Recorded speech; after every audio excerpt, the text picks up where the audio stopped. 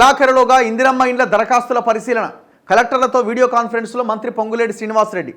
ఇందిరమ్మ ఇండ్ల దరఖాస్తుల పరిశీలనను ఈ నెల 31వ తేదీలోపు కంప్లీట్ చేయాలని జిల్లా కలెక్టర్లను రాష్ట్ర రెవెన్యూ గృహ నిర్మాణ శాఖ మంత్రి పొంగులేటి శ్రీనివాసరెడ్డి ఆదేశించారు. బుధవారం సచివాలయంలో సీఎం సలహాదారు వేం నరేందర్ రెడ్డి, ప్రభుత్వ ప్రధాన కార్యదర్శి శాంతికుమారితో కలిసి ఇందిరమ్మ ఇండ్ల దరఖాస్తుల పరిశీలన, గ్రూప్ 2 పరీక్షల నిర్వహణ, మెస్ ఛార్జీల పెంపు, సామాజిక సర్వే అంశాలపైన కలెక్టర్లతో మంత్రి వీడియో కాన్ఫరెన్స్ నిర్వహించారు. ఈ సందర్భంగా ఇందిరమ్మ ఇండ్ల కోసం ప్రజాపాలనలో వచ్చిన 80 లక్షల దరఖాస్తుల సర్వే పూర్తి చేసి యాప్లో నమోదు చేయాలి. సర్వేలో ఇందిరమ్మ కమిటీ సభ్యులను భాగస్వామ్యం చేయాలి.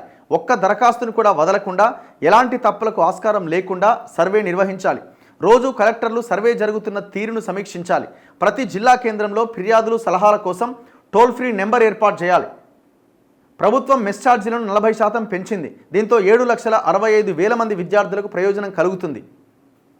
కలెక్టర్లు తరచుగా వసతి గృహాలకు వెళ్ళి తనిఖీ చేయాలి అని ఆయన ఆదేశాలు ఇచ్చారట. సో ఈ నెలాఖరులోగా దరఖాస్తులు పరిశీలిస్తే మరి ఇచ్చేది ఎప్పుడు? ఈ నెలాఖరు అంటే డిసెంబర్ నెలాఖరు, జనవరి. సో వీళ్ళు అల్టిమేట్గా ఈ లోకల్ బాడీ ఎలక్షన్స్కి ముందు ఈ కార్యక్రమాన్ని స్టార్ట్ చేసే అవకాశం ఉంది. మరి బడ్జెట్ ఎట్లా? మీరు కేటాయించిన బడ్జెట్ అయితే ఇందిరమ్మ ఇండ్ల కోసం నియోజకవర్గానికి నాకు తెలిసి 3,500 4,500 ఇండ్ల లెక్క చెప్పారు ఫస్ట్ విడతలో. మరి ఆ 3,500 ఇండ్లు ఇచ్చే బడ్జెట్ అయితే మీరు పెట్టలే. మరి మిగతా బడ్జెట్ని ఎట్లా సమకూర్చబోతున్నారు?